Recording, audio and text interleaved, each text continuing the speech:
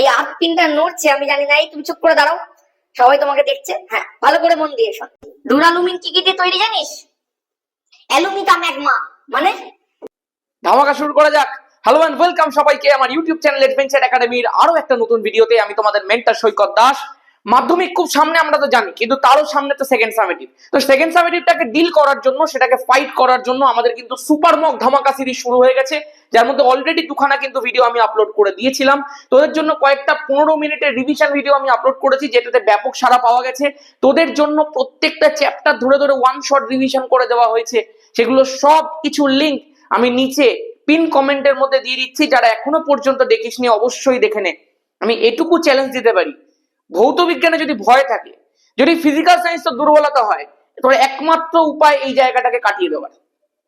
এই মুহূর্তে, এই শেষ মুহূর্তে আমি তোকে এইটুকু কথা দিতে পারি, তুই যে অবস্থাতে থাকিস না কেন তুই কাম ব্যাক করতে পারবি। তুই যে পরিস্থিতিতে থাকিস না কেন, ভৌত বিজ্ঞানে তোকে নাম্বার পাওয়ানোর দায়িত্ব আমার। আমি দেখ বলেছি 100 যদি তুই একটুখানি মন দিয়ে পড়িস, 100 পাওয়ানোর দায়িত্ব আমার। অঙ্ক করতে পারিস না, অঙ্ক আমি শিখিয়ে দেবো ভাই। প্রত্যেকটা চ্যাপ্টার ধরে ধরে অঙ্ক করানো হবে। আর আমি এটা মুখে বলছি না। 23টা 100 পাইছি ভাই, আগের বছরে 7টা। 2020 সাল থেকে মাধ্যমিকে ধারাবাহিকভাবে রেজাল্ট করিয়ে আসছে। আমি দায়িত্ব নিয়ে বলছি, যা করাবো তার বাইরে কিচ্ছু আসবে না। দায়িত্ব নিয়ে বলছি কথাটা। এবার একটু মন দিয়ে দেখে নাও, পুরো টেস্ট পেপার সলভ। আর টেস্ট পেপার সলভ যাতা ভাবে নয়, সাইন্টিফিক উপায়ে টেস্ট পেপার সলভ করতে হয়। আর একটা বিশেষ পদ্ধতি আছে। ভৌত বিজ্ঞানের প্রশ্নের উত্তর লেখার একটা বিশেষ পদ্ধতি আছে, এমসিকিউ ফিল আপ করার একটা বিশেষ পদ্ধতি আছে। সেই সমস্ত কিছু আমি শিখিয়ে দেবো এই ব্যাচটার মধ্যে। প্রত্যেকটা লাইভ ক্লাস এবং তার রেকর্ডেড ভার্সন দেওয়া থাকবে। এই যে ক্লাসগুলো ইউটিউবের মধ্যে আসছে সেগুলো তো চলবেই, কিন্তু ফিজিক্যাল সায়েন্স যদি তোকে ভালো করে পড়তে হয়, তোর শেষ অবলম্বন, শেষ সুযোগ এইটা। এবং যাতে এই ব্যাচটা একটুখানি সবার মধ্যে ডিস্ট্রিবিউট হয়ে যেতে পারে, সেই কারণে কোর্স ফিটা রাখা হয়েছে অগস্ট থেকে জানুয়ারি মাত্র 1000 টাকা। পুরো কোর্স ফিটা 1000 টাকা। এই নাম্বারে তোকে যোগাযোগ করতে হবে। অলরেডি দেখ ভর্তি শুরু হয়ে গেছে। আরেকটা তোকে কথা বলে রাখি, ভৌত বিজ্ঞান বাদ দিয়ে অন্য কোনো সাবজেক্ট কিন্তু এখানে পড়ানো হচ্ছে না। অনেকে জিজ্ঞাসা করছিস, আমি একটাই সাবজেক্ট করাচ্ছি, যেটা করাচ্ছি দায়িত্ব নিয়ে 100 পাইয়ে বার করবো। ঠিক আছে, চলো শুরু করা যাক। আর কথা বাড়াচ্ছি না। আজকে যে প্রথম প্রশ্নটা, যারা প্রথমবার দেখছিস ভিডিওটা এক্ষুনি সাবস্ক্রাইব করে দে। আগের ভিডিওগুলো দেখ। আমি তোকে এটুকুনি বলতে পারি, ভৌত বিজ্ঞান চাপলেস হয়ে যাবে। চল দেখা যাক প্রথম প্রশ্নটা কি বলে দিয়েছে। 1.1 আমি যা দেখতে পাচ্ছি এই প্রশ্নটা একটা মারাত্মক ইম্পর্টেন্ট প্রশ্ন। আমি যখন আগের বছরে মাধ্যমিক পরীক্ষার আগে মার্কেটে অ্যাভেলেবেল সমস্ত বেস্ট টেস্ট পেপারকে ধরে ধরে 36 নম্বরের শর্ট কোয়েশ্চেনের সেট আর 18 নম্বরের 2 নম্বরের কোয়েশ্চেনের সেট তৈরি করছিলাম, ওইগুলো তৈরি করতে করতে আমি দেখেছি এই ধরনের প্রশ্ন কিন্তু বারবার থাকে। আর আমি এই বছরে সেটা তো অনেক আগে থেকে করব। তোদের জন্য সুপার মক আসছে, দেখবি। এই সুপার মক গুলো যেই সেকেন্ড সামেটিভটা খতম, সঙ্গে সঙ্গে টেস্টের প্রিপারেশন শুরু হবে। টেস্টের জন্য জানিস তো 36 নম্বরের শর্ট কোয়েশ্চেন প্রিপারেশন আমি আলাদা করে করাই, 2 নম্বরের প্রশ্নের প্রিপারেশন আলাদা করে করাই, 3 নম্বরের প্রশ্নের প্রিপারেশন আলাদা করে করাই। কি ভাবতে পারছিস তুই? আর কি করবি এর বাইরে? তোকে কোনো স্পেসিফিক টেস্ট পেপার করতে হবে না, আমি করিয়ে দেবো। মার্কেটে অ্যাভেলেবেল সমস্ত টেস্ট পেপারকে ঘেটে বেস্ট সেট তৈরি করব আমি নিজে, এবং সেইগুলোকে তোদের সামনে উপস্থাপন করব।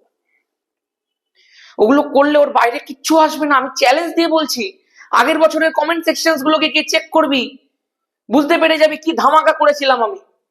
আর এই বছরে আরো বড় ধামাকা হবে। যারা পেড ব্যাচ নেবে তারা প্রথমে পুরো চ্যাপ্টার ওয়াইজ জিনিসগুলোকে পাবে, তারপরে কোয়েশ্চেন সলভ করবে। আর যারা পেড ব্যাচ নেবে না তারা ডিরেক্ট কোয়েশ্চেন সলভ করবে। এবার তোদের ব্যাপার, তোরা কি করবি বাকিটা আমি বুঝে নেবো ভাই। আমি নাম্বার সবাইকে পাওয়াবো, সে যেভাবেই হোক। কোনো জায়গায় কিচ্ছু দরকার নেই, শুধু আমার চ্যানেলে ফোকাস করবি। তোর কোনো টেস্ট পেপার নিজে থেকে সলভ করতে হবে না, আমি করিয়ে দেবো সব টেস্ট পেপার একসাথে এফেক্টিভ ওয়েতে। চল এদিকে দেখ কি বলে দিয়েছে। কার্বন মনোঅক্সাইড গ্যাসের বাষ্প ঘনত্বের সঙ্গে সমান বাষ্প ঘনত্ব বিশিষ্ট গ্যাসটা কোনটা? মন দিয়ে শোন, একটা যা সিচুয়েশন ইমাজিন কর। তোরা প্রত্যেকে জানিস আণবিক ভর ইকুয়াল টু 2 ইন্টু বাষ্প ঘনত্ব, রাইট? এই সম্পর্কটা প্রত্যেকে শুনেছিস। তুই আমাকে বলতো, ধর দুখানা গ্যাস আছে, এ গ্যাস আর বি গ্যাস। এতে দুজনের ধর বাষ্প ঘনত্ব এক্স, এরও বাষ্প ঘনত্ব এক্স, বি এরও বাষ্প ঘনত্ব এক্স। তাহলে এর আণবিক ভর কত হবে বল? বাষ্প ঘনত্বের দ্বিগুণ মানে 2x। বি এর আণবিক ভর কত হবে বল? বাষ্প ঘনত্বের দ্বিগুণ মানে 2x। কি বুঝলি বলতো? বুঝলি, যদি দুজনের বাষ্প ঘনত্ব সেম হয় তাহলে দুজনের আণবিক ভরও সেম হবে। এবার একটু প্রশ্নটা পড়তো মন দিয়ে। দেখ, তোকে সিওর সমান বাষ্প ঘনত্ব বিশিষ্ট গ্যাস চেয়েছে, আমরা বাষ্প ঘনত্ব দিয়ে করবোই না। আমরা প্রথমে কার্বন মনোঅক্সাইডের আণবিক ভর বার করব। কার্বনের পারমাণবিক ভর 12, অক্সিজেনের ক্ষেত্রে 16, মোট হয়ে গেল কত বল 28। এবার আমি খুঁজে দেখবো এই 4 জনের মধ্যে কার আণবিক ভর 28, গল্প শেষ। কারণ আণবিক ভর সেম হলে তো বাষ্প ঘনত্ব এমনি সেম হবে ভাই। প্রসেস বুঝতে পারছিস তো ভাই? অক্সিজেনের জন্য 32, গল্প শেষ, হবে না। হাইড্রোজেনের জন্য 2, হবে না। নাইট্রোজেনের 14, 2, 28, option C is the correct option. এইরকম ভাবে প্রবলেম সলভ করতে হবে, এইরকম ভাবে শেখাবো তোদেরকে সেকেন্ড সামেটিভের পরে। আমার গলা বসে গেছে ক্লাস করাতে করাতে, এত ক্লাস করিয়েছি। 11, 10 দে, 12, 9 দে, সব একসাথে পরীক্ষা চলছে ভাই, কি করা যাবে আর। চল বলে দিচ্ছে নিউক্লিয়ার সংযোজনের ফলে সৃষ্ট হয় কোনটা, ভালো করে মন দিয়ে শোন। নিউক্লিয়ার বিভাজন শুনলেই লোকের বোমা বোমা চিন্তা আসে, কিন্তু একটা কথা মাথায় রাখবি, নিউক্লিয় সংযোজনের ফলেও একটা বোমা তৈরি হয়, সেই বোমাটার নাম হচ্ছে হাইড্রোজেন বোমা। এই প্রশ্নটা কিন্তু অনেকে মিস করে যায়। নেক্সট প্রশ্ন বলে দিয়েছে 13 বাষ্প ঘনত্ব বিশিষ্ট হাইড্রোকার্বন কোনটা, খুব ইম্পর্টেন্ট একটা প্রশ্ন। কি করে করতে হয় দেখে নে। তুই যদি জানিস বাষ্প ঘনত্ব 13, তাহলে m = 2d ফর্মুলা থেকে আণবিক ভর বার কর, 2 × 13 হয়ে গেল 26। খেয়াল করে দেখ না, এই 4 জনের মধ্যে কার আণবিক ভর 26, সেটাই তো তোর অ্যান্সার। CH4 কার্বন 12, হাইড্রোজেন 4টে আছে বলে 4, গল্প শেষ, হবে না, 16 হয়ে যাচ্ছে এখানে। কার্বন 2টো আছে, তাহলে 2টো থাকলে 12 2 24, আর হাইড্রোজেন 2টো আছে, 2টো মানে 2, তাহলে 24 + 2 কত হয়ে গেল বল 26। এই তো 26 মিলে গেল, অপশন নাম্বার বি। কি আছে ভাই, কত সোজা। পরের প্রশ্ন দেখি, মায়োপিয়া ত্রুটি দূর করতে চশমায় ব্যবহার করা হয়, স্বাভাবিক ভাই অবতল লেন্স ব্যবহার করা হয়। মায়োপিয়া মানে কি ভাই, স্বল্প দৃষ্টি। তোকে যদি এখানে বলে দিত ঋণাত্মক ক্ষমতাযুক্ত চশমা, সেটাও কিন্তু রাইট হতো। চল দেখি, তেজস্ক্রিয়তা পরিমাপের একক নয় কোনটাই, দেখ নয় জাতীয় জিনিসগুলোকে খুব খেয়াল রাখবি। হ্যাঁ আচ্ছা, 20 তেজস্ক্রিয়তার একক, বেকারেল একক, রাদারফোর্ড একক, ফার্মি তো ভাই দৈর্ঘ্যের একক। দৈর্ঘ্য পরিমাপের ক্ষুদ্রতম এককটা হচ্ছে ফার্মি, সেই কারণে তেজস্ক্রিয়তার একক এটা নয়। ঠিক আছে, নেক্সট, জিঙ্কের আকরিক নয় কোনটা। এই যে নয়, দেখ প্রত্যেকটা প্রশ্ন দেখেছিস তো একদম স্ট্র্যাটেজিক্যালি নিয়ে আসা হয়েছে, যাতে একদম প্রপার প্রিপারেশন করানো যায়। দেখ জিঙ্ক ব্লেন্ড তো জিঙ্কের আকরিক, ক্যালামাইন জিঙ্কের আকরিক, জিঙ্কাইট জিঙ্কের আকরিক। আমি চাইবো প্রত্যেকে এগুলো সংকেত কমেন্ট সেকশনের মধ্যে এক্ষুনি লেখো, সংকেত পরীক্ষাতে লাগে। বুঝতেই পারছিস ক্রায়োলাইট জিঙ্কের আকরিক নয়, ক্রায়োলাইট অ্যালুমিনিয়ামের আকরিক, সংকেত হচ্ছে AlF3 3NAF, গল্প শেষ। নেক্সট বলে দিচ্ছে ফিউজ তার, ফিউজ তারের কি হবে ভাই, ভালো করে একটুখানি মন দিয়ে শোন। ফিউজ তারের মধ্যে দিয়ে কারেন্ট প্রবাহের ফলে যদি একটা সার্টেন অ্যামাউন্টের উপরে কারেন্টটা উঠে যায়, ফিউজ তারটা গলে যাবে, তার মানে ওর গলনাঙ্কটাকে কম রাখতে হবে। আর এমনও একটু করতে হবে যাতে সে কারেন্টটাকে ফ্লো করাতে একটু হলেও বাধা দেয়, সেই কারণে কি হবে, এর রোধাঙ্ক বেশি গলনাঙ্ক কম। Option number A is the correct option. ঠিক আছে, একদম প্রপারলি করতে হবে জিনিসগুলোকে। আচ্ছা চল, এমসিকিউ জাতীয় প্রশ্নগুলো সব শেষ হয়ে গেল। এবার আমরা কোথায় যাব, আমরা যাব হচ্ছে ভিএসকিউ টাইপ অফ প্রশ্নে। বলে দিয়েছে একটা অবতল দর্পণকে, দর্পণকে বলেছে ভাই জলে নিমজ্জিত করা হলে তার ফোকাস দৈর্ঘ্য অপরিবর্তিত থাকবে। এগুলো আমি যখন আলোর এই ওয়ান শট রিভিশনটা করেছি দর্পণের পার্টটার, সেখানে প্রপারলি বলেছি। যারা যারা আলোর ভিডিও দেখিসনি নিচে গিয়ে দেখে নিতে পারিস। যারা ধাতুবিদ্যা লাগবে নিচে দেখবি কমেন্ট সেকশনের মধ্যে লেখা আছে সবকিছু, সব লিংক দেওয়া আছে, গিয়ে দেখে নিতে পারিস। অন্যান্য কোনো চ্যাপ্টার যদি লাগে সেটাও দেখে নিতে পারিস, আমি সব করে দিয়েছি ভাই। চল এদিকে দেখ, বলে দিয়েছে স্মেলিং সল্ট কাকে বলে। প্রচুর ডিমান্ড ছিল ছেলে মেয়েদের স্মেলিং সল্ট বিষয়টা আনার। আমি তোকে একটা কথা বলছি শোন, ammonium carbonate NH4 whole twice CO3 এবং ক্যালসিয়াম হাইড্রোক্সাইডের মিশ্রণকে বলা হয় স্মেলিং সল্ট। এটা কি করতে কাজে লাগে জানিস, সংজ্ঞাহীন কোনো ব্যক্তির সংজ্ঞা ফেরাতে কাজে লাগে। ঠিক আছে চলো নেক্সট প্রশ্ন। বলে দিয়েছে একই পরিবাহী পদার্থের, আচ্ছা একটা সরু তার ও একটা মোটা তারের দৈর্ঘ্য সমান। আচ্ছা ভালো করে শুনবে, হ্যাঁ বলে দিয়েছে একটা সরু তার আছে আর একটা মোটা তার আছে, এরা একই পদার্থ দিয়ে তৈরি হয়েছে, কিন্তু এদের একটাই জিনিসের মধ্যে তফাৎ। খেয়াল করে দেখ, এদের দৈর্ঘ্য সেম, এদের উপাদান সেম, এদের শুধুমাত্র প্রস্থচ্ছেদের ক্ষেত্রফলটা আলাদা। এর প্রস্থচ্ছেদের ক্ষেত্রফলটা কম, এর প্রস্থচ্ছেদের ক্ষেত্রফলটা বেশি, দ্যাট ইজ দ্য ডিফারেন্স। এবার কি বলে দিয়েছে, যদি একই বিভব প্রভেদের মধ্যে রাখা যায় তাহলে কোনটির মধ্যে দিয়ে তড়িৎ প্রবাহ বেশি হবে। আমি তোকে একটা কথা বলি শোন, আমরা দেখেছিলাম এই যে রোধটা দৈর্ঘ্যের সাথে সমানুপাতিক, রোধটা প্রস্থচ্ছেদের ক্ষেত্রফলের সাথে ব্যস্তানুপাতিক। আমরা প্রত্যেকে জানি যদি দৈর্ঘ্যের কোনো গল্প এখানে না থাকে তাহলে শুধুমাত্র কার গল্প থাকবে? প্রস্থচ্ছেদের ক্ষেত্রফল, কারণ দৈর্ঘ্য সেম দিয়ে দিয়েছে। তাহলে বল, প্রস্থচ্ছেদের ক্ষেত্রফল যদি বাড়ে তাহলে রোধ কমবে, আর যদি রোধ কমে যায় তাহলে প্রবাহ বেশি হবে। তার মানে দাদা যে মোটা তার রোধটা কম, তাহলে তার মধ্যে দিয়ে প্রবাহ বেশি হবে। তাহলে অপশন কি হয়ে যাবে? মোটা তারের মধ্যে দিয়ে তড়িৎ প্রবাহ বেশি হবে। গল্প শেষ। নেক্সট, প্রদত্ত বিবৃতিটি সত্য না মিথ্যা উল্লেখ করো। তড়িৎ বিশ্লেষ্য পদার্থের মধ্যে দিয়ে মুক্ত ইলেকট্রনগুলি তড়িৎ পরিবহন করে। ভাই, তড়িৎ বিশ্লেষ্য পদার্থের মধ্যে দিয়ে আয়নরা তড়িৎ পরিবহন করে, মুক্ত ইলেকট্রনরা নয়। তাহলে এটা কি হয়ে যাবে? মিথ্যা হয়ে যাবে। গল্প শেষ। আমাদের দেশে এসি মেনের কম্পাঙ্ক কত? ভাই এসি বলে দিয়েছে, ঠিক আছে, 50 হার্জ হয়ে যাবে। নেক্সট প্রশ্ন, আচ্ছা তোরা বলতো ডিসির কম্পাঙ্ক কত হয়? নিচে কমেন্ট সেকশনের মধ্যে লেখো। শত বিজারণ পদ্ধতিতে নিষ্কাশন করা যায় এমন একটি ধাতুর নাম লেখো। কপার। যদি এই পদ্ধতিগুলো না জেনে থাকো, আমার ধাতুবিদ্যার ওয়ান শট রিভিশন দেখো। নেক্সট প্রশ্ন কি বলে দিয়েছে দেখি। তড়িৎ বিশ্লেষণে কোন প্রকারের তড়িৎ প্রবাহ ব্যবহার করা হয়? ডিসি প্রবাহ ব্যবহার করা হয় ভাই, ডিসি। চল দেখি। অ্যালুমিনিয়াম ক্লোরাইডের জলীয় দ্রবণের মধ্যে অ্যামোনিয়ার জলীয় দ্রবণ যোগ করলে যে অদক্ষেপ পড়ে তার সংকেত লেখো। এই ভাবা, এই প্রশ্নটা কিন্তু মাধ্যমিকে দিয়েছিল ভাই। Aluminium chloride AlCl3 aqueous plus অ্যামোনিয়ার জলীয় দ্রবণ মানে NH4OH অ্যাকুয়াস যোগ কর। এবার একটুখানি বিক্রিয়াটা করাচ্ছি, ভালো করে খেয়াল করবে। যারা অ্যামোনিয়ার ওয়ান শট দেখেছে, অ্যামোনিয়ার ওয়ান শটের মধ্যে তো এইসব বিক্রিয়াগুলো আমি ছবি সমেত দেখিয়েছি ভাই, কি করে উৎপন্ন হচ্ছে। দেখ, NH4 আছে আর এখানটা Cl আছে, তাহলে কি উৎপন্ন হয়ে যাবে? NH4Cl উৎপন্ন হয়ে যাবে। তার সাথে কি উৎপন্ন হবে বল? অ্যালুমিনিয়াম আর হাইড্রোক্সাইড একসাথে মিলে অ্যালুমিনিয়াম হাইড্রোক্সাইড তৈরি করবে। অ্যালুমিনিয়ামের যোজ্যতা 3 হয়, হাইড্রোক্সাইডের 1 হয়, সেই কারণে হাইড্রোক্সাইডের নিচে একটা 3 বসে যাবে। গল্প শেষ। এবারে মন দিয়ে শোনো, এখানটা 3 আছে বলে এখানটা একটা 3 বসাও, NH4 এর আগে 3 বসলো বলে এখানটাতে একটা 3 বসাও। আশা করতে পারি সব মিলে গেছে। এবার কি বলে দিয়েছে? তাহলে যে অদক্ষেপ পড়ে তার সংকেত, এই তো অ্যালুমিনিয়াম হাইড্রোক্সাইডের অদক্ষেপ পড়ে, সংকেত লেখা হয়ে গেছে। কেউ বলতে পারবে এটা রং কি হয়? আমি বলে দিচ্ছি, সাদা কালারের হয়, জেলির মতো একটা পদার্থ হয়। চল দেখা যাক নেক্সট প্রশ্নটা কি বলে দিয়েছে। এসটিপিতে 11.2 লিটার একটা গ্যাসের ভর যদি এম হয় তাহলে তার বাষ্প ঘনত্ব কত হবে? মারাত্মক ইম্পর্টেন্ট একটা প্রশ্ন ভাই, মন দিয়ে শুধু একটা কথা মনে রাখবি। আমি যখন রাসায়নিক গণনার ওয়ান শট রিভিশন করাবো, আমি তখন এই বিষয়গুলোকে ডিটেলে বলবো, ডিটেলে শেখাবো। আপাতত মনে রাখার জন্য শুধু এইটুকু ভেবে নে, যে কোনো গ্যাসকে, ধর আমি কার্বন ডাই অক্সাইড নিলাম, এর আণবিক ভর কত তোরা প্রত্যেকে জানিস? 44। তুই মনে রাখ, আমরা যদি কার্বন ডাই অক্সাইডকে 44 গ্রাম পরিমাণ নিই তাহলে এসটিপিতে তার আয়তন হয়ে যাবে 22.4 লিটার। তুমি বলছো দাদা যে কোনো গ্যাসকে যদি তার আণবিক ভর পরিমাণ নেওয়া যায় তাহলে এসটিপিতে তার আয়তন 22.4 লিটার। আমি বললাম একদম, কারণ যে কোনো গ্যাসকে তার আণবিক ভর পরিমাণ নিলে সেটা 1 মোল পরিমাণ হয়, আর 1 মোল যে কোনো গ্যাসের এসটিপিতে আয়তন 22.4 লিটার হয়। তাহলে ঘুরিয়ে আমি তোকে বলতে পারি তো যে যদি আমি এসটিপিতে কোনো একটা গ্যাসকে 22.4 লিটার নিই তাহলে তার ভরটা তার আণবিক ভরের সাথে সেম হবে। তুই বললি হ্যাঁ দাদা একদম হবে।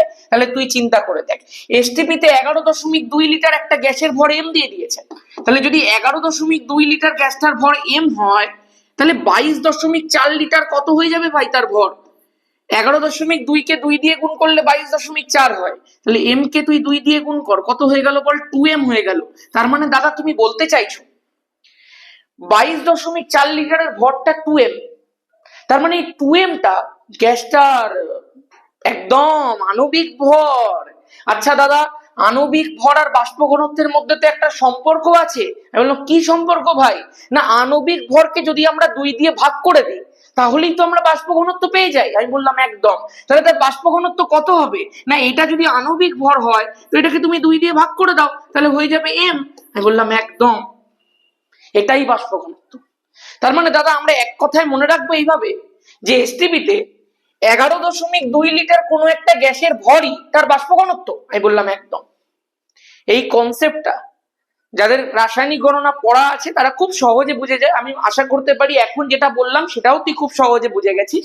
যদি এই পুরো কনসেপ্টটাকে আরো একবার শুনতে হয় ভিডিওটা পেছনে কর, আরেকবার শোন কনসেপ্টটা, যারা প্রথমবার শুনছিস, ঠিক আছে? চল এবার একটুখানি মন দিয়ে দেখা যাক এরপরে মার্কসের প্রশ্নগুলোর মধ্যে কি কি প্রশ্ন দিয়ে দিয়েছে। 3.1 কি বলে দিয়েছে, 3 পিন প্লাগের আর্ক পিনটিকে একটুখানি মোটা রাখা হয় কেন, খুব ইম্পর্টেন্ট একটা প্রশ্ন। নিউক্লিয় বিভাজন ও সংযোজনের মধ্যে কোনটিতে বেশি তাপ উৎপন্ন হয়, একটা অন্য ধরনের প্রশ্ন। চল আগে একটুখানি আমি একটা 3 পিন প্লাগ জোগাড় করার চেষ্টা করি। এখানেই আমি দেখছিলাম একটু আগে, আচ্ছা এই জায়গাটায় আছে, দেখ ভালো করে মন দিয়ে শুনবি, আপাতত কাজ চলে যাবে। এই আর্ক পিনটা নড়ছে, আমি জানি না, এই তুমি চুপ করে দাঁড়াও, সবাই তোমাকে দেখছে, হ্যাঁ ভালো করে মন দিয়ে শোন। এই আপাতত কাজ চালানোর জন্য ঠিক আছে ভাই। এই যে পিনটা আছে দেখতে পাচ্ছি, সেটা দুটো পিনের থেকে একটুখানি মোটা আর একটুখানি লম্বাও। তার কারণটা কি, যাতে আমি যখনই ওই বর্তনীটার মধ্যে সংযোগ করব, সকেটের মধ্যে প্রবেশ করাবো, এইটা একটু লম্বা থাকার কারণে এর সংযোগটা সবার আগে হবে। তার ফলে সেখানে যদি কোনো রকম শর্ট সার্কিট বা কোনো বেশি তড়িৎ প্রবাহের ব্যাপার থাকে, তাহলে সেই অতিরিক্ত তড়িৎ প্রবাহটা আর্ক পিনের মধ্যে দিয়ে গ্রাউন্ড হয়ে যাবে, এটা একটা ব্যাপার থাকবে। দ্বিতীয় যেটা থাকবে, যে এইটাকে একটুখানি মোটা রাখার ফলে আমি চাইলেও এটাকে লাইভ বা নিউট্রাল পিনের মধ্যে প্রবেশ করাতে পারবো না, সেই কারণে দুর্ঘটনার হাত থেকে বেঁচে যাওয়া যাবে। এই হচ্ছে দুখানা কারণ, ঠিক আছে, আশা করছি ঠিক আছে। নেক্সট কি বলে দিয়েছে, নিউক্লিয় বিভাজন এবং সংযোজনের মধ্যে কোনটিতে বেশি তাপ উৎপন্ন হয়। সব সময় মনে রাখবে, নিউক্লিয় সংযোজনের ক্ষেত্রে সর্বদা বেশি তাপ উৎপন্ন হয়, ঠিক আছে। চল দেখি পরের প্রশ্ন। বলে দিচ্ছে এমন দুটি সংকর ধাতুর উদাহরণ দাও যা 4টি ধাতুর সমন্বয়ে তৈরি। মনে রাখবি ভিভিআই একটা প্রশ্ন। প্রথমটা যেটা আছে তার নাম হচ্ছে ডুরালুমিন। ডুরালুমিন কি কি দিয়ে তৈরি জানিস? অ্যালুমিতা ম্যাগমা। মানে আমি এগুলোকে যখন ধাতুবিদ্যা পরীক্ষার আগে পড়াবো, মাধ্যমিকের আগে, এই সমস্ত ট্রিক গুলো শিখিয়ে দেবো তোদেরকে। অ্যালুমিতা ম্যাগমা। অ্যালুমি মানে হচ্ছে অ্যালুমিনিয়াম, তাহা মানে হচ্ছে তামা মানে কপার, ম্যাগ মানে হচ্ছে ম্যাগনেসিয়াম, আর এই ম্যাগ মানে হচ্ছে ম্যাঙ্গানিজ। মনে রাখবি এদের পার্সেন্টেজ গুলো পরীক্ষাতে জিজ্ঞাসা করে। অ্যালুমিনিয়ামের যেহেতু এটা সংকর ধাতু, প্রধান ধাতু, তাহলে অ্যালুমিনিয়ামই হবে। অ্যালুমিনিয়াম থাকে 95%, কপার থাকে 4%, আর বাকিগুলো থাকে 0.5% করে, ঠিক আছে। এটাই হচ্ছে একদম স্ট্যান্ডার্ড জিনিস। এবারে খেয়াল করে দেখো, আরেকটা যেটা তোমার কাজে লাগবে, আচ্ছা এটা কিসের জন্য ব্যবহার করা হয়? বিমান এইসব যন্ত্রাংশ ফন্ত্রাংশ তৈরি করার জন্য ব্যবহার করা হয়। দ্বিতীয় যেটা আছে সেটা খুব ইম্পর্টেন্ট, অনেকে জানিস না এর নাম হচ্ছে অ্যালনিকো। অ্যালনিকোর মধ্যে কি কি ধাতু থাকে এটা নামের মধ্যেই আছে। দেখ, এ ফর অ্যালুমিনিয়াম, এই যে পুরো অ্যাল হয়ে গেল। নি ফর হচ্ছে নিকেল, কো ফর হচ্ছে কোবাল্ট, আর এর সাথে আয়রন আসে ওয়াইল্ড কার্ড এন্ট্রি নিয়ে। তাহলে এই চারজনকে মিলে তৈরি করা হয় অ্যালনিকো। অ্যালনিকো কিন্তু দেখবি স্থায়ী চুম্বক তৈরি করতে কাজে লাগে, ঠিক আছে। দুটো ধাতু বলে দিয়েছি। নেক্সট, প্রজ্বলক মিশ্রণ কাকে বলে? খুব ইম্পর্টেন্ট একটা প্রশ্ন। তোরা প্রত্যেকে জানিস যে থার্মিট পদ্ধতিতে বিক্রিয়া করানোর জন্য প্রায় 2000 ডিগ্রি সেন্টিগ্রেড তাপমাত্রার প্রয়োজন হয়। কিন্তু প্রশ্নটা হচ্ছে 2000 ডিগ্রি সেন্টিগ্রেড তাপমাত্রা আমি পাবো কোত্থেকে? মানে এমনি তো নয় যে চোখের এমনি চোখ বন্ধ করলাম 2000 ডিগ্রি সেন্টিগ্রেড তাপমাত্রা চলে এলো, তা তো হয় না ভাই। মনে রাখবি এই 2000 ডিগ্রি সেন্টিগ্রেড তাপমাত্রাকে তৈরি করার জন্য যে মিশ্রণটাকে ব্যবহার করা হয় তাকে প্রজ্বলক মিশ্রণ বলা হয়। কি কি নেওয়া হয়? Potassium chlorate KClO3, barium peroxide BaO2, আর ম্যাগনেসিয়াম চূর্ণ Mg চূর্ণ, হয়ে গেল। এই তিনটেকে নেওয়া হয়। এবার এই তিনটের মধ্যে একটা ম্যাগনেসিয়াম ফিতাকে প্রবেশ করানো হয়। এই যে আমি লিখে দিচ্ছি ম্যাগনেসিয়াম ফিতা, এই প্রবেশ করিয়ে আগুন লাগিয়ে দেওয়া হয়। যখনই আগুন লাগিয়ে দেওয়া হয়, এই যে পুরো মিশ্রণটা ভেতরে নেওয়া হয়েছে, এই পুরো মিশ্রণটা জ্বলতে থাকে। আর যখনই জ্বলে তখনই 2000 ডিগ্রি সেন্টিগ্রেড তাপমাত্রা সৃষ্টি করে। এই মিশ্রণটাকেই বলা হয় প্রজ্বলক মিশ্রণ, ঠিক আছে। চলো নেক্সট, প্রজ্বলক মিশ্রণকে কেউ থার্মিন মিশ্রণের সাথে গুলিয়ে ফেলবে না কিন্তু। থার্মিন মিশ্রণটা কি সেটা নিচে লেখো। পরের প্রশ্ন কি দিয়ে দিয়েছে? আচ্ছা শেষ হয়ে গেল ভাই, এই শেষ হয়ে গেছে। চল 2 নম্বরের প্রশ্নগুলো সব শেষ। এইবার আমরা দেখে নেব 3 নম্বরের কি কি প্রশ্ন তোদের পরীক্ষাতে দিয়েছে। চল প্রথম 3 নম্বরের প্রশ্নটা কি বলে দিয়েছে। আচ্ছা একটা মিনিট একটুখানি দেখ। 4.1 একটা চলতড়িতের অঙ্ক আছে, 4.2 একটা চলতড়িতের অঙ্ক আছে, এটাও জুলের সূত্র থেকে আছে, এটাও জুলের সূত্র থেকে আছে। 4.3ও একটা চলতড়িতের অঙ্ক আছে যেটা BOT থেকে আছে, পরীক্ষাতে খুব আসে এগুলো। 4.4 কিন্তু দেখ আছে সংযোজন বিয়োজন থেকে, 4.5 আছে একটা অজৈব রসায়ন অ্যামোনিয়া থেকে, 4.6 আছে ধাতুবিদ্যা থেকে। মানে বুঝতে পারছিস তো, একদম কম্বিনেশনটাকে পারফেক্ট রাখা হয়েছে। এবার অনেকে আছে যারা চলতড়িতের অঙ্ক করতে পারে না, বলেছিল দাদা চলতড়িতের অঙ্ক করাবে, সুপারমকের মাধ্যমে অনেক অঙ্ক করিয়ে দিয়েছি ভাই। অঙ্ক করার একটা প্রসেস থাকে, একটা টেকনিক থাকে। গ্যাসের আচরণ, তাপ, আলো, চলতড়িৎ, এই যে চ্যাপ্টার গুলোর অঙ্ক যদি তুই গোড়া থেকে শিখতে চাস, তোর কাছে শেষ সুযোগ। যে ব্যাচটাকে আমি নিয়ে এসেছি শুধুমাত্র টাকার জন্য নয় ভাই, ওটা 1000 টাকা রাখা হয়েছে 6 মাসে, আর কি দেওয়া হচ্ছে তুই চিন্তা করে দেখ। এরপরে আর আমি কি বলবো, তোদের কাছে সুযোগ শেষ। তোরা যদি নিতে চাস তো তোরা নিতে পারিস, আর যদি তোরা না নিতে চাস আমি ইউটিউবের মধ্যেও কিন্তু লেকচার কন্টিনিউ করবো, বাট সেটার একটা অ্যারেঞ্জমেন্ট আর ওটার অ্যারেঞ্জমেন্টের মধ্যে কিছুটা তফাৎ কিন্তু থাকবেই, এটুকুনি তোকে আমি বলে দিতে পারি।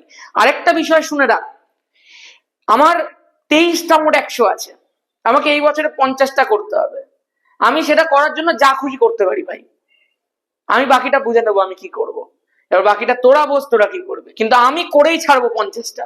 সেটা ইউটিউব যা করতে হয় আমাকে তাই করবো আমি ইউটিউবে, কিন্তু আমি 50টা 100 এবারে করেই ছাড়বো। আর পেড ব্যাচে যারা ঢুকবে তাদেরকে তো কনফার্ম পাবো যদি তারা একটু পড়াশোনা করে নিতে পারে। চল এদিকে দেখ কি বলে দিয়েছে 4.1, তড়িৎ প্রবাহের সময় অপরিবর্তিত রেখে কোন তড়িৎ পরিবাহীর প্রবাহ মাত্রাটাকে অর্ধেক করে দেওয়া হয়েছে। আচ্ছা মন দিয়ে শোন, কোনটাকে অপরিবর্তিত রাখা হয়েছে আগে মন দিয়ে প্রত্যেকে দাগ দিয়ে নাও। তড়িৎ প্রবাহের সময়টাকে অপরিবর্তিত রাখা হয়েছে মানে টি। প্রত্যেকে জানিস এই যে উৎপন্ন তাপের যে অঙ্কগুলো হয় সেগুলো জুলের সূত্র দিয়ে করতে হয়। জুলের সূত্র মানে হচ্ছে H=I²RT। প্রত্যেকে ভালো করে একটু শুনে নে। তোরা যে বলবি না দাদা তলায় একটা জে হবে, আমিও জানি ভাই জে হবে, কিন্তু মন দিয়ে শোন, এই পুরোটাকে আমরা করবো এসআই পদ্ধতিতে। এসআই পদ্ধতিতে জে এর ভ্যালুটা 1 হয়ে যায় বলে যেটাকে আগেই সরিয়ে দাও। তার মানে ফর্মুলাটা কি হয়ে গেল বল, H=I²RT হয়ে গেল। এবারে শোন, এই টিটাকে অপরিবর্তিত রাখা হয়েছে আর বাকি দুটোকে চেঞ্জ করা হয়েছে। চেঞ্জ করলে উৎপন্ন তাপটাও চেঞ্জ হবে, তাহলে আমি উৎপন্ন তাপটাকে H1 ধরে নিচ্ছি। এবার দেখি কি কি বলে দিয়েছে। প্রথমে বলে দিয়েছে যে তড়িৎ প্রবাহ মাত্রাটাকে অর্ধেক করা হয়েছে, তাহলে প্রবাহ মাত্রা আগে I ছিল, এখন হয়ে যাবে I/2, তার হোল স্কোয়ার হয়ে গেল ইনটু।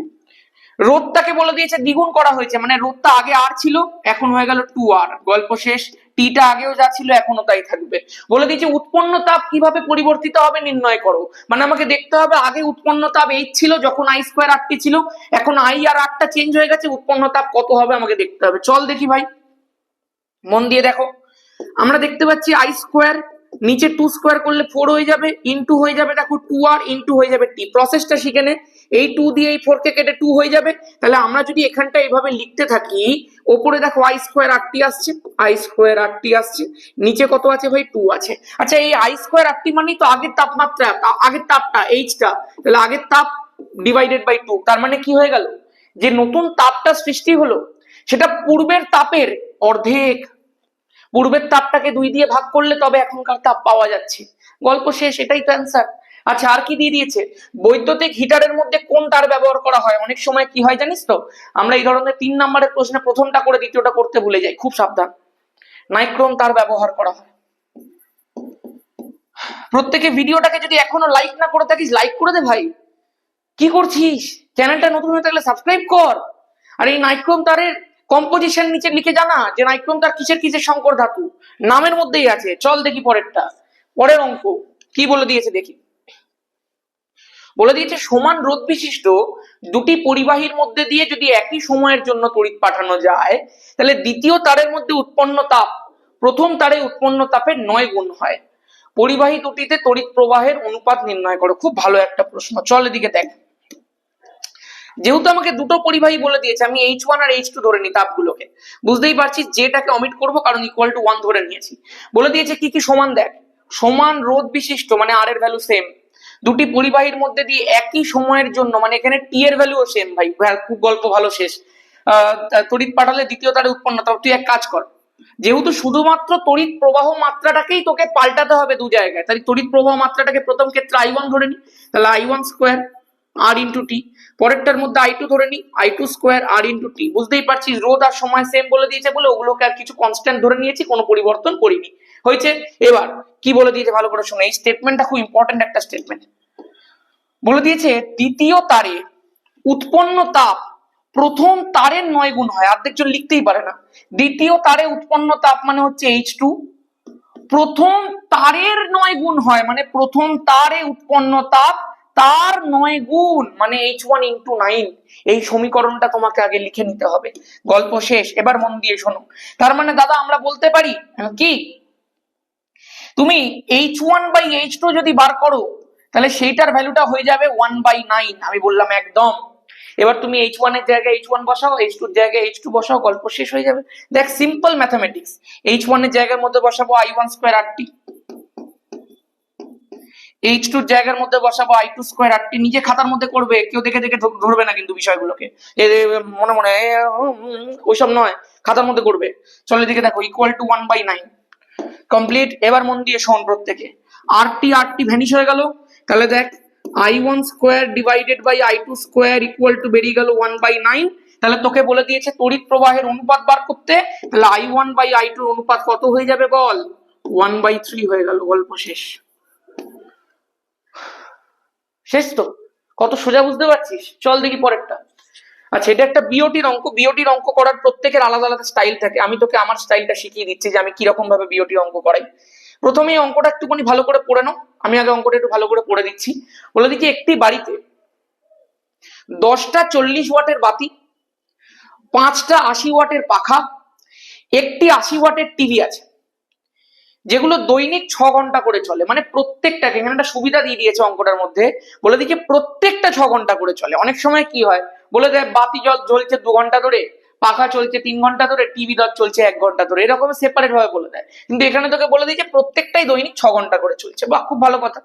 বলে দিয়েছে একটা মাস আছে, সেই মাসটায় 30 খানা দিন আছে। অনেক সময় বলে দেয় ফেব্রুয়ারি মাস 2026 সাল, ফেব্রুয়ারি মাস 2022 সাল, তোমাকে ক্যালকুলেট করে নিতে হবে। 2020 সাল যদি লিপ ইয়ার হয়, তাহলে ফেব্রুয়ারিতে 29টা দিন থাকে, তাহলে 29 দিনের করতে হবে। আর যদি লিপ ইয়ার না হয়, তাহলে 28টা দিন থাকে। সব কায়দা আছে ভাই, শেখাবো এগুলো সব। চল এবার কি বলে দিয়েছে, 30 দিন বলেই দিয়েছে, তার মানে কোনো কিছু টিকরামবাজি করেনি অঙ্কটার মধ্যে। তোকে মাসিক শক্তি ব্যয়টা বার করতে বলেছে বিওটি এককে, প্রতি ইউনিটের দাম বলে দিয়েছে 6 টাকা। মারাত্মক অঙ্ক, ভালো অঙ্ক। চল দেখি, একদম শেখার জন্য অ্যাকুরেট অঙ্ক। কি বলে দিয়েছে, প্রথমে আমাদেরকে কি বার করতে হবে শুনে নে। দেখ, এই যে ওয়াট গুলো যেগুলো আছে, সেই ওয়াট গুলো হচ্ছে তড়িৎ ক্ষমতা। আমি তোদেরকে আগেও বলেছি, যদি আমরা তড়িৎ ক্ষমতাটাকে সময় দিয়ে গুণ করে দিই, তাহলে আমরা যে জিনিসটা পাই সেটাকে আমরা বলে থাকি তড়িৎ শক্তি। আমাদেরকে এই বিওটি যেটা বার করতে হয়, কিলোওয়াট আওয়ার যে এককে জিনিসটা বার করতে হয়, সেটা অ্যাকচুয়ালি তড়িৎ শক্তি বার করতে হয়। পরীক্ষায় প্রশ্ন দেয় কিলোওয়াট আওয়ার কোন ভৌত রাশির একক? তড়িৎ শক্তির একক। তার মানে আমাদের এখানে তড়িৎ ক্ষমতা দিয়ে কোনো কাজ নেই, তড়িৎ ক্ষমতাটাকে ওই যে কতক্ষণ ধরে চলছে সেই সময়টা দিয়ে গুণ করতে হয় ভাই। এবার তুই আমাকে একটা কথা বল, তড়িৎ ক্ষমতাটা কিসে দিয়ে দিয়েছে? ওয়াটে দিয়ে দিয়েছে। সময়টা কিসে দিয়ে দিয়েছে? আওয়ারে দিয়ে দিয়েছে। তাহলে তড়িৎ শক্তি যেটা বেরোবে, দুটোকে গুণ করে সেটা কিসে বেরোবে? ওয়াট আওয়ারে বেরোবে। এই যে ওয়াট আওয়ারে বেরোবে, এটা দিয়েও কিন্তু কাজ হবে না, আমাদের এই ওয়াট আওয়ারটাকে কিলোওয়াট আওয়ারে নিয়ে যেতে হবে, কারণ আমাদের বিওটি মানে কিলোওয়াট আওয়ার। পুরো প্রসেসটা কিরকম ভাবে করতে হয় দেখে নাও। দেখ, প্রথমেই আমরা একটুখানি লিখে নেবো যে একদিনে সবকটা যন্ত্র মিলিয়ে কতটা তড়িৎ শক্তি ব্যয় করেছে। তাহলে আমি প্রথমে হেডিং করি এইভাবে, একদিনে ব্যয়িত তড়িৎ শক্তি। কিভাবে হবে দেখ, একদম মন দিয়ে বল, কতগুলো বাতি আছে? 10টা বাতি আছে, প্রত্যেকটা বাতির ক্ষমতা কত? 40 ওয়াট। প্রত্যেকটা বাচ্চা, এটা কি হয়ে গেল? এটা টোটাল ক্ষমতা হয়ে গেল। আমাদেরকে কি বার করতে হবে? টোটাল তড়িৎ শক্তি বার করতে হবে। তাহলে এর সাথে সময়টাকে গুণ করবো, যেটা কতক্ষণ ধরে দৈনিক চলে। দৈনিক কতক্ষণ করে চলে বল? 6 ঘন্টা ধরে চলে। গল্প শেষ। আচ্ছা, বাতির ক্ষেত্রে গেল। এবার হচ্ছে 5খানা পাখা আছে, প্রত্যেকটা পাখার ক্ষমতা 80 ওয়াট, প্রত্যেকে 6 ঘন্টা করে দৈনিক চলছে। গল্প শেষ। আচ্ছা, প্লাস 1খানা টিভি আছে, সেই টিভিটার ক্ষমতা 80 ওয়াট, সেটা দৈনিক চলছে 6 ঘন্টা। তাহলে এই যে টোটালটা বেরোলো, সেটা হচ্ছে একদিনে ব্যয়িত তড়িৎ শক্তি। দেখ, আমরা এখান থেকে 6টা 3 জায়গা থেকে কমন নিয়ে নিতে পারি ভাই। তাহলে তুই কমন নিয়ে নে, নিয়ে তুই এই পুরোটাকে যোগ করে লেখ। বল 40 আর 10 400 হয়ে গেল, প্লাস 5 আর 80 হয়ে গেল তোর 400, প্লাস এই হয়ে গেল তোর 80, ইন্টু তোর হয়ে গেল 6। বল কত হবে? 40 আর 400 400 800 880, 880 ইন্টু 6 কত হয় ভাই? 6 0 0, 6 আসছে 48 এর 8 হাতে 4, 6 আসছে 48 আর 4 52। এত ইউনিটটা শোন, এগুলো তো সব ওয়াটে বেরিয়েছে ক্ষমতাগুলো, তার সাথে তুই আওয়ার গুণ করেছিস, তাহলে হয়ে গেল ওয়াট আওয়ার। একটা পার্ট কমপ্লিট। এইবার কি করব? এখন এটা কদিনে তুই বার করেছিস? একদিনে। তোর মাস কত দিনের? 30 দিনের। তোকে তো 30 দিনের বিল বার করতে হবে। তাহলে 30 দিনে ব্যয়িত মোট তড়িৎ শক্তি কত হয়ে যাবে বল? 5280 একদিনে ইন্টু করে দে তুই 30। চল দেখি কত বেরোচ্ছে। 3 0 0, 3 আসছে 24 এর 4 হাতে 2, 3 2 6 আর 2 8, 3 5 হয়ে গেল 15, তার মানে 15,840, আর লাস্টে একটা শূন্য বসিয়ে দাও, এত ওয়াট আওয়ার। এটা বেরিয়ে গেল তো 30 দিনে ব্যয়িত তড়িৎ শক্তি ওয়াট আওয়ার এককে। আমাদেরকে এটাকে কি ইউনিটে বার করতে হবে ভাই? কিলো ওয়াট আওয়ার এককে বার করতে হবে। তার মানে আমরা ওটা কি লিখবো? BOT unit. এই বিওটি ইউনিটটাই তো কিলোওয়াট আওয়ার। কত হবে ভাই? পুরো ওয়াট আওয়ারটাকে 1000 দিয়ে ভাগ করে দে, গল্প শেষ। তাহলে 15,000, 15,000 না, 1,58,400, 1,58,400 ডিভাইডেড বাই 1000, 0,0,0,0 গেল, তাহলে হয়ে গেল 158.4। এত ইউনিট তোর টোটাল বিদ্যুতের বিল খরচ হয়েছে। এবার প্রত্যেক ইউনিটের দাম কত বলে দিয়েছে? 6 টাকা। তোর এত ইউনিট খরচ হয়েছে, তাহলে সেই মাসে তোর মোট খরচ কত হবে বল? মোট খরচ হয়ে যাবে তোর 158.4 ইন্টু 6, 4 6 24, 4 হাতে 2, 6 আসতে 48, আর 2 50, 0 হাতে 5, 6 15 90, আর 5 95 হয়ে গেল। একটা পয়েন্ট বসিয়ে দে, 950 টাকা 40 পয়সা তোর সেই মাসের বিল। গল্প শেষ। বুঝতে পেরেছো কিরকম ভাবে অঙ্ক করতে হয়? সব শিখিয়ে দেবো, চল দিদিকে দেখ। 4.4, নিউক্লিয় সংযোজন বিক্রিয়া ঘটানোর পূর্বে নিউক্লিয় বিভাজন ঘটানোর প্রয়োজন হয় কেন? খুব ভালো একটা প্রশ্ন হয়, বেশিরভাগ জন এটা জানে না। মন দিয়ে শোন।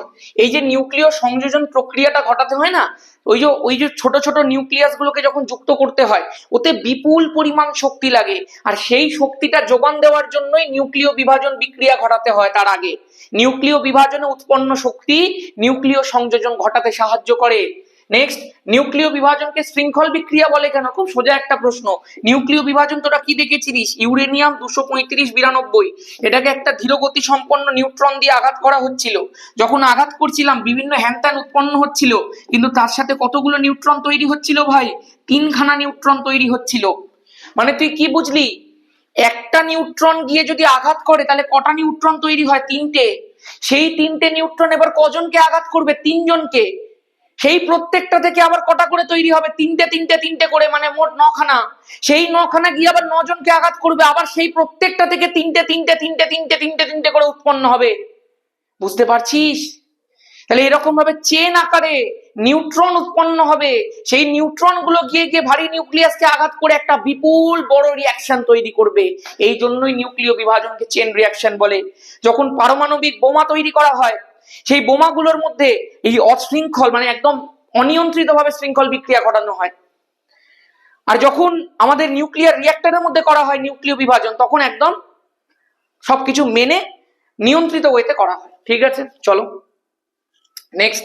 বলে দিয়েছে অ্যামোনিয়া থেকে নাইট্রিক অক্সাইড উৎপাদন করো। খুব ভালো একটা, খুব ইম্পর্টেন্ট একটা প্রশ্ন। অসওয়াল্ড পদ্ধতি যখন আছে নাইট্রিক অ্যাসিড, তার প্রথম ধাপই এইটা। আর দেখবি আলাদা করেও এটা করতে দেয়, অ্যামোনিয়ার অনুঘটক জনিত জারণ বলা হয়। যারা অ্যামোনিয়ার ওয়ান শট দেখিসনি, প্লিজ দেখে নে, এই জায়গাগুলো সব পেরে যাবি তাহলে। এই যে NH3 আছে, NH3 গ্যাসিয়াস, মানে নাম্বার পাওয়ার জন্য আজকের টিচারকে বলতে হচ্ছে দেখে নে প্লিজ ভাই। অ্যামোনিয়া গ্যাসিয়াসের সঙ্গে কার বিক্রিয়া করবো বল? অক্সিজেনের বিক্রিয়া ঘটাবো। হয়ে গেল। যখন এই বিক্রিয়াটা করা হবে অনুঘটকের উপস্থিতিতে হবে। মনে রাখবি একটা টেকনিক বলে দিচ্ছি, অনেক বইতে এক এক রকম লেখা থাকে, এটাই স্ট্যান্ডার্ড। 7 থেকে 8 ATM প্রেসার লাগে। 7-8 লিখেছিস বলে লিখবি 700 থেকে 800 ডিগ্রি সেন্টিগ্রেড তাপমাত্রা। হয়ে গেছে। প্ল্যাটিনাম রোডিয়াম অনুঘটকের উপস্থিতিতে করা হয়ে থাকে পুরো জিনিসটা। উৎপন্ন কি হবে বল? এখান থেকে উৎপন্ন হবে নাইট্রিক অক্সাইড গ্যাসিয়াস, এবং তার সাথে উৎপন্ন হয় হাইড্রোজেন অক্সিজেন মিলিয়ে জলীয় বাষ্প। গল্প শেষ। আচ্ছা, এখানে একটা তোকে বিষয় বলে দিচ্ছি, এর ব্যালেন্সটা একটুখানি খেয়াল রাখবি। ব্যালেন্সটা হয় 4-5-4-6, 4-5-4-6 হয়ে গেছে। মিলিয়ে দেখে নে, 4টে নাইট্রোজেন, হাইড্রোজেন 3-4-এ 12টা, হাইড্রোজেন 6-2-12টা। ঠিক আছে। আচ্ছা, এবার একটা কথা শুনে রাখ। এটা তো হয়ে গেল অ্যামোনিয়া থেকে নাইট্রিক অক্সাইড উৎপাদনের পদ্ধতি। আরেকটা তোকে বলে দিয়েছে অ্যামোনিয়াতে নাইট্রোজেন আছে প্রমাণ করো। খুব ইম্পর্টেন্ট একটা প্রশ্ন, অনেক সময় দেয় অ্যামোনিয়াতে হাইড্রোজেন আছে প্রমাণ করো। যে ধর ওখানে যারা যারা ভর্তি হবে একটা হ্যান্ড রিটেন নোটস দেবো, হ্যান্ড রিটেন নোটসের পাশাপাশি কিছু টাইপ নোটস থাকবে, সেগুলোর মধ্যে এই প্রশ্নগুলো সব থাকবে ভাই। অ্যামোনিয়াতে হাইড্রোজেন আছে কি করে, নাইট্রোজেন আছে কি করে প্রমাণ করব? উত্তপ্ত কিউপ্রিক অক্সাইড, যার কালার হচ্ছে ব্ল্যাক, তার উপর থেকে আমি নাইট্রোজেন গ্যাসকে, অ্যামোনিয়া গ্যাসকে চালনা করে দেবো। যখনই অ্যামোনিয়া গ্যাসকে চালনা করে দেবো, আমি দেখতে পাবো যে এখান থেকে উৎপন্ন হচ্ছে কপার। কপারের সাথে সাথে উৎপন্ন হবে নাইট্রোজেন, এবং তার সাথে সাথে উৎপন্ন হবে ভাই জল। হয়ে গেছে, গল্প শেষ। এখানটায় বাকি তোরা সব ব্যালেন্স করে নিতে পারবি। এখানে 2 আছে, 2 বসা, ব্যালেন্স সব হয়ে যাবে, তোরা সব পারবি এগুলো। আলটিমেট রিয়াকশন হচ্ছে এইটা। ঠিক আছে, নেক্সট।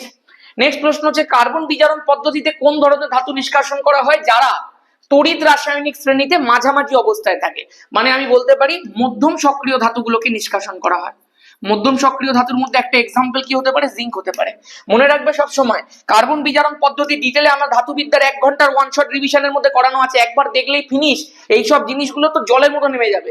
মন দিয়ে শুন, যে এই কার্বন বিজারণ পদ্ধতির মধ্যে যে কোনো ধাতুকে নিষ্কাশন তুই করিস না কেন, তার সবসময় অক্সাইড আকরিক নিতে হয়। সব সময় অক্সাইড আকরিক থেকে ধাতু নিষ্কাশন করা হয় কার্বন বিজারণ পদ্ধতিতে। তুই আমাকে একটা কথা বল ভাই, এই যে পরের প্রশ্নটা দিয়েছে দেখছিস, এই পদ্ধতিতে সোডিয়াম নিষ্কাশন করা যায় না কেন?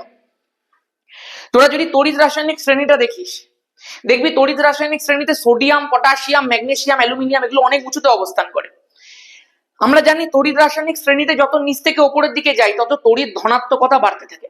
তড়িৎ ধনাত্মকতা মানে ইলেকট্রো পজিটিভিটি। তুই চিন্তা করতো, এই যে অক্সিজেনের সঙ্গে যে যৌগটা তৈরি হয়, আমি তোকে তো বলেছি সবসময় অক্সাইড আকরিক নিতে হয়। অক্সিজেনের ক্ষেত্রে কি, অক্সিজেন একটা তীব্র তড়িৎ ঋণাত্মক মৌল।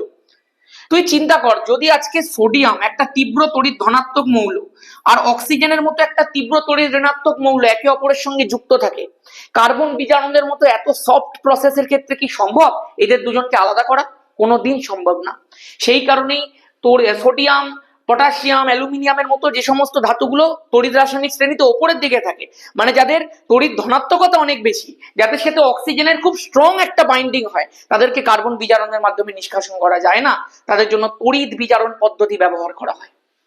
আশা করতে পারি ঠিক আছে পুরো ব্যাপারটা। 6টা প্রশ্ন শেষ, তার মানে আজকে সুপার মকো শেষ। যাদের যাদের এই পুরো প্রশ্নগুলো ইম্পর্টেন্ট প্রশ্ন, মারাত্মক ইম্পর্টেন্ট প্রশ্ন, এগুলো ভালো লেগেছে ভিডিওটাকে অবশ্যই একবার লাইক করিস ভাই। গরমের মধ্যে তোদের জন্য করে দিলাম এটা, তোরা বলছিলি বারবার করে, আমি ভাবলাম পরীক্ষার সামনে হয়তো আর লাগবে না, তোরা বললি আমি করে দিয়েছি। ঠিক আছে, তোরা যদি বলিস আমি আরো এই মধ্যখানে আমি আরো 2-3টে এনে দিতে পারি, তোরা যদি বলিস বাকিটা সব আমি করবো। ঠিক আছে, তো আজকের মতো এখানেই। ভিডিওটাকে লাইক কর, বন্ধুদের মধ্যে শেয়ার কর, প্রত্যেকে নিজেদের হোয়াটসঅ্যাপ স্ট্যাটাসের মধ্যে একটুখানি দে ভাই ভিডিওগুলো। আর অবশ্যই দেখবে এটা হাইপ বলে সিস্টেম হয়েছে, ভিডিওটাকে একটু হাইপ করে দিস ভাই। ঠিক আছে, আর কমেন্ট করে অবশ্যই জানাস তোর ভালো লেগেছে কোন জায়গাগুলো। যদি কোনো রকম সাজেশন থাকে যে এটা করে দাও, এটা করে দাও দাদা, তুই সেগুলো বলতে পারিস, আমি সবকিছুই করে দেবো। ঠিক আছে, আর যদি চাস ফিজিক্যাল সায়েন্সে ফাটাফাটি কিছু করতে, তাহলে তোর কাছে আমি উপায় বলে দিয়েছি, তুই বাকিটা বুঝে নে, বাকিটা তুই ভেবে নে। যথেষ্ট বড় হয়েছিস, আমি আলাদা করে কিছু বলবো না। তোর যদি মনে হয় ইউটিউবে তুই পড়বি, তুই পড়তে পারিস, কোনো ব্যাপার না। ঠিক আছে, সবকিছুই আমার এই চ্যানেল থেকে তোদেরকে প্রোভাইড করা হবে। আলটিমেটলি 100 পেতে হবে আমাকে, আর আমি কিছু বুঝি না। ঠিক আছে, আজকের মতো এখানেই। ভালো থাকিস, টাটা। আর পরীক্ষার জন্য বেস্ট অফ লাক।